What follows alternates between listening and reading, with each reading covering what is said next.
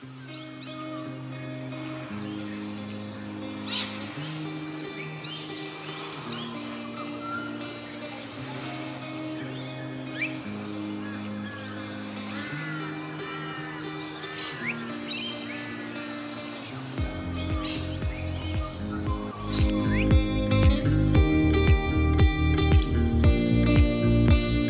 other day I started off making a video about collecting some wood, and the wind was so bad that you could barely hear what it was that I was saying, so I'll just show you some some excerpts from that video, but of course you're just going to have to rely on me talking over it.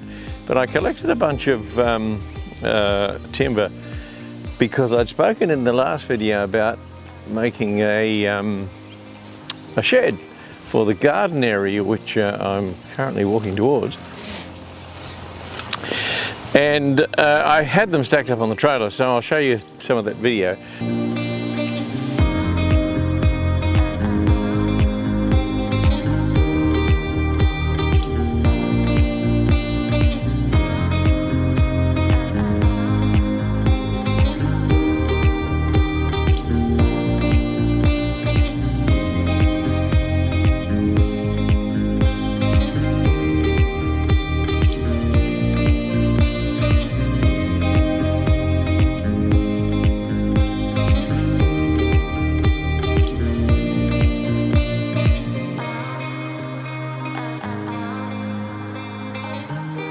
Here's the timber, and what we've got is half a dozen 75 by 100 2.4 metre long posts, and then 10 each of 4.8 metre long sticks, 10 at 100 by 38 and the others at 75 by 38. And also you can see here basically the outline of the shed, which is this post here, and in behind the star picket, and likewise here. So it's 4.8 by 2.4, with this being the back end here, this post. Now these posts were put in on 2.4 on centre. So from the outside, which is what we wanted to do, to the outside here of this one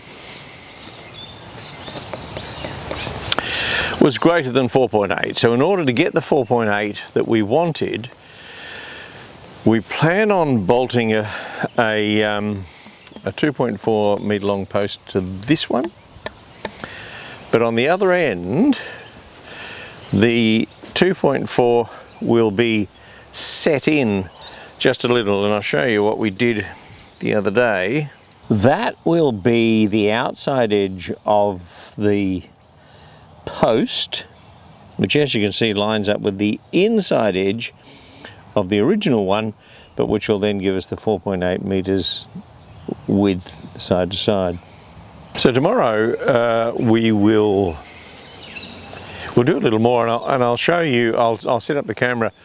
My assistant, and that's not Millie the dog, but my assistant is camera shy, so when we did that the other day, we didn't video it. But tomorrow I'll spend some time measuring up in preparation for digging some holes for setting the stirrups in concrete for those rear posts. The other thing that I wanted to talk about was, because I'm sort of always constantly aiming for improved audio, because the difficulty when I record with the Tascam recorder, which I usually use, is synchronization, and while I mostly get it right, occasionally I can see some slips.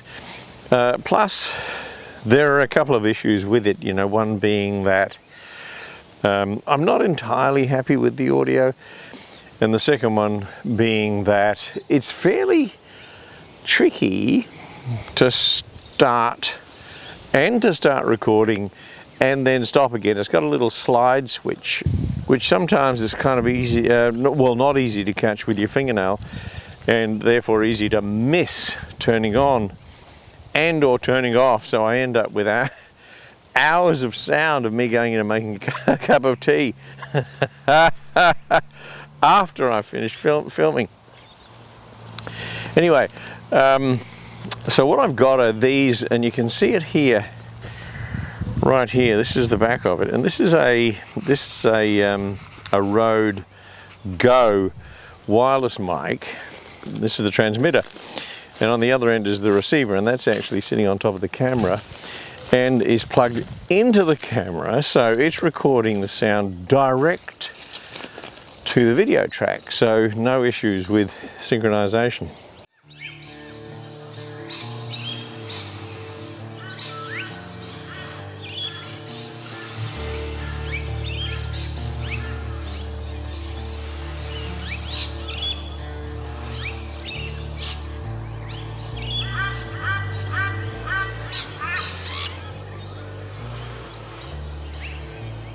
What we're going to talk about today is planning, and I'll have a bit more to say about that in just a moment.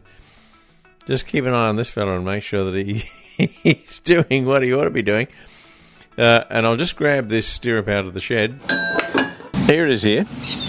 And this one is for a 100mm post, so that's that gap there for a 100mm post. And for, and is 45 centimeters long, so you know, basically from here to here, 45 centimeters, and this is the bit then that would be buried below ground and set in concrete. And these just make life so much easier rather than digging 60 centimeter deep holes and burying 2.4 meter posts in them, for example. Plus, of course, it gives you the opportunity to have the entire length of the post. So if I wanted 2.4 meters and I was burying the post in the ground, I'd need to get a 3 meter long post and then dig a hole 60 centimeters deep, and then I'd have 2.4 meters left above the ground, then pour the concrete in that. But it's much easier to dig a hole to put one of these in than it is to dig a hole to put a post in. And then all we got to do really, of course, is just line these up with the existing posts that are there that I showed you the other day. So let's get to work and do some planning. Governments have entire departments dedicated to planning, you know, so for example, Department of Infrastructure and Planning. And a government department that I worked in actually had a department called Strategy and Planning. Now, I never could figure out exactly what it was that they did, but yet planning is critically important when you actually have a project. And of course, just keep an eye on this fella and you'll see what I mean. But it's important that when we put the posts in the ground, that they go in exactly where they need to be, because it's pretty hard to shift them afterwards. Now the other thing, of course, is the height, because at this end here, this one here is 2.4. And that's pretty tall, certainly for a shed, you know, because normally a shed might be only 2 meters. But the difficulty is that short of leveling the ground, which is not desirable, and I'll go into that in a moment, is the fall. So that's actually the lowest point. This one here is the lowest point. So it's going to be the tallest post at 2.4. But up here, this is about a 20 centimeter or so rise, so it will only be 2.2 meters, but the tallest post is the one right in that back corner, so behind this one, which is the star picket, as in the highest ground is that one, and by the time we've cut that off, it'll only be about 2 meters tall. So if we were to drop this one by, I hope this is not puzzling for you, but if we were to drop this one here by, let's say, 20 centimeters, then we'd end up with only 1.8 meters in that back corner. And I'm 1.8 meters tall, you know, so the likelihood of bonking myself on the noggin is high. And it's not desirable to have something that just barely clears, because it makes you a bit nervous when when you go in and you see this sort of falling roof as you walk up the hill. It's now about, well, not about, it's actually 4:45. So a beautiful time of the day actually here in Queensland. This is spring now, and so it's starting to warm up a fair bit. If any of you know Queensland in spring, you know that it can actually get pretty hot, you know, quite sweltering in the middle of the day. But it's a glorious time of the day now, at this time, you know, about 4:30, 5 o'clock, when it's much, much cooler. The sun is very, very low in the sky. And we might just sit and watch the sunset.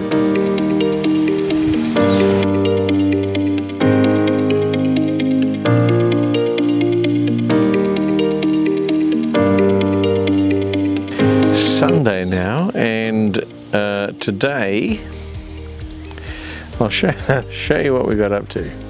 First things first was putting in this post. Well, it's not actually bolted in, but it's clamped in. As you can see down there, there's a G clamp, the blue clamp right on the very bottom, clamping it in. And from there, we then could put in this other post here to make sure that it was 4.8 meters away from the first post. So there, they're 4 meters apart. Then it was a matter of measuring out, and once I said it's like measure once, twice, 3, 4, 5 times, and then cut once, was digging a hole. And you'll see we're doing some of that, but that's the first hole, and it's exactly 2.4 meters away from that first post, which is there and clamped to it, and also the stirrup itself is clamped to it. The postcrete has been poured in, water poured in on top, and that will set. That's exactly 2.4 meters away from that post. Then at the other one, this one, done exactly the same thing, and this hole here once again with that stirrup clamped to a rail, exactly 2.4 meters away from there. So the other important aspect, of course, is that this is exactly 4.8 meters away from that. Well, we launched right into it this morning, and we actually got a fair amount done. As you know, and I spoke about this the other day, the planning is the most difficult bit, and especially when it comes to things like, as you'd know, that whole thing about, you know, measure twice, 3, 4, 5 times, whatever it is, cut once, because once you've cut, you're kind of committed to it. And of course it's exactly the same, possibly worse, you know, when it comes to pouring concrete, because once you pour the concrete, that's kind of it. You're committed to it wherever it might be poured. And as I spoke about the other day, these stirrups are set in concrete, so we want to make sure that they're in exactly the right place before we put the concrete in the hole and then fill it up with water.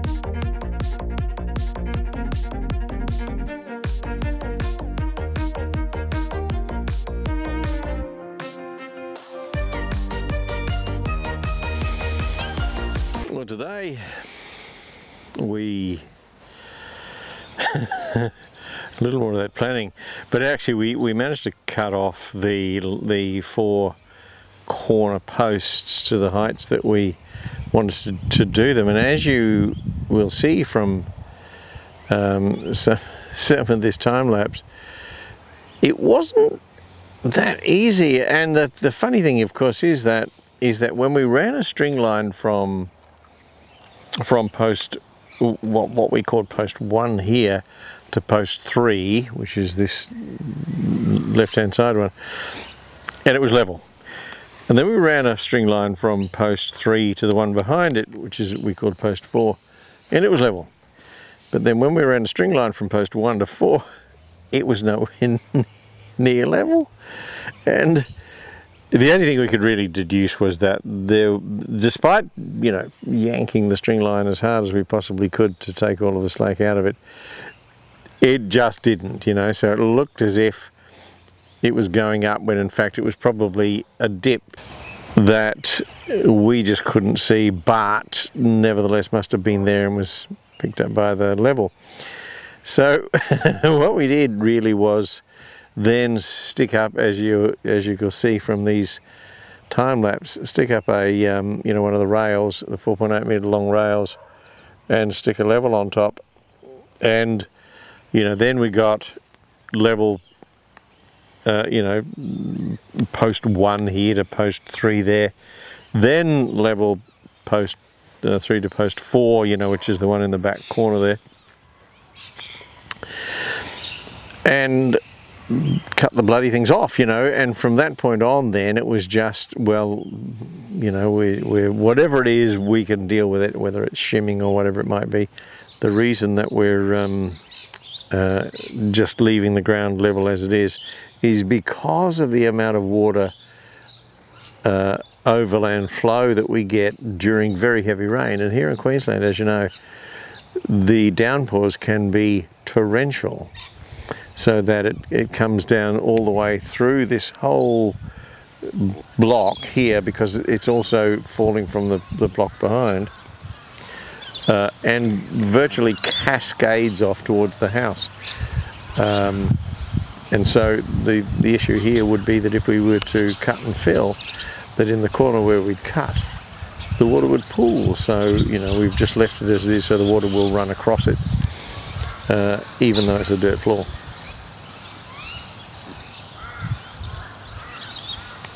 It's just about 5:30 on Sunday afternoon, and I'm going to sit back and enjoy the sunset. And I've got my mother-in-law staying with me, and she thinks that at 92 she can get out of doing some work, but you just watch tomorrow, I'll have her on the tools.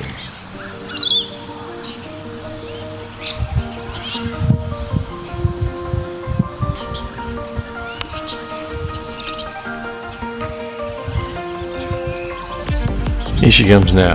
Come on, Mavo, get a wriggle on.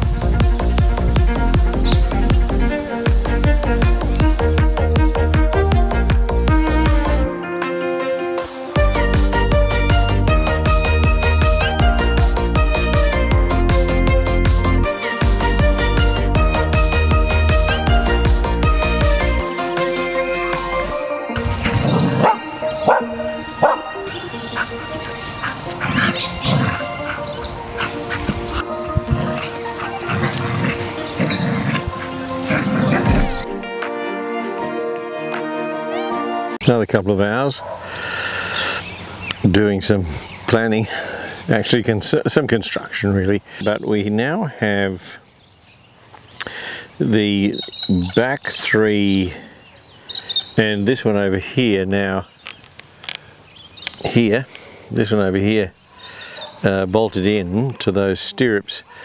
These two, so the one that's pretty well direct behind me and this one over here, which is the left hand post, are not yet bolted, because they are to be bolted to those existing posts and they're pretty warped. So a fair amount of shimming is required, you know, to get them to be perfectly upright, level in terms of, you know, with the horizon, as well as facing the right way. But that's okay, you know, once we've got these ones in the back, and you can see that there's a rail running side to side on that, so they're all perfectly aligned and almost perfectly level. I hesitate to say perfectly level because there's probably a couple of millimeters out, but you know, for a shed that's good enough, and we can shim it anyway when we go to put on the top rail, as well as then once we also put on the roof trusses. And I spoke the other day about, you know, the sort of tossing up between gable and skillion, and I'm definitely leaning towards gable. While skillion is practical, easy to do, I think it's hard to beat the look of a gable roof, especially on something like this. So gable it is. There's always something that interrupts the proceedings, I find. I've actually been working the last couple of weeks with the AEC, the Australian Electoral Commission, on staffing at the referendum. So I've been fairly busy and haven't done anything on the shed nor the bus. So let's get into the bus and I'll show you what I've actually bought.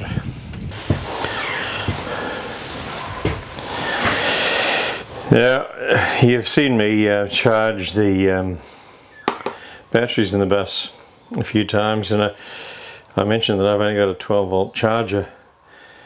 But here's what I picked up the other day, which is a 24-volt or 12-volt, 24-volt, 12 or 24-volt charger.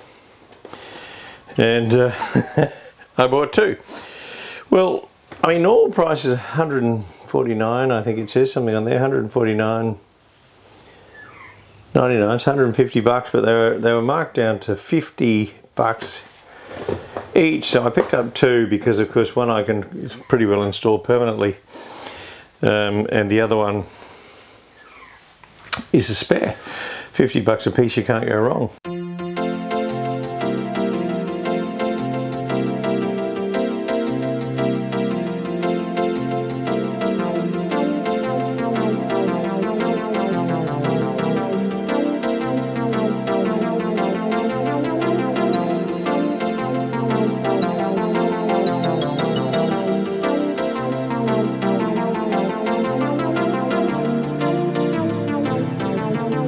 Now, what I did do prior to doing a couple of weeks' work was to put on the top rail using a lap joint on each corner,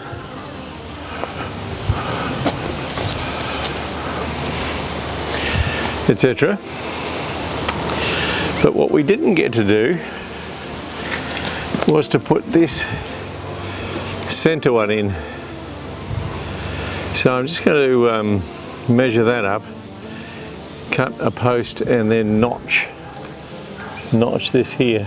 This is the tricky bit, as you know, if you ever do any of these things by yourself, and that is wrestling bits of timber in place when you can't be at both ends at the same time. Let's see how we go.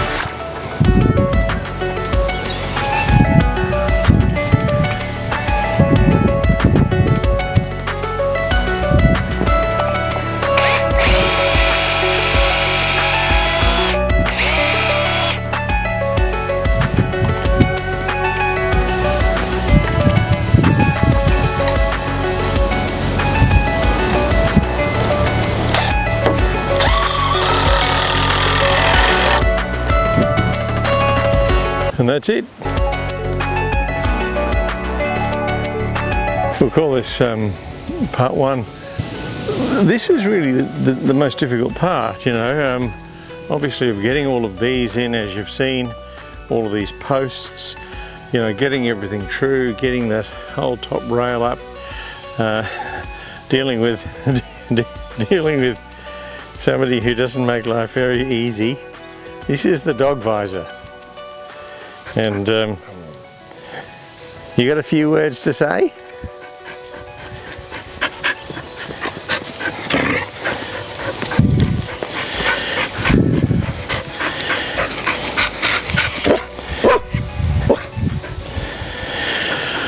As you can see, it's not always easy to get along with. So anyway, she's been helping out, and we'll call it, like I said, she's still going. We'll call it part one, and we'll move on from there. So that's the whole frame up with the top rail on. And once again, thanks for watching.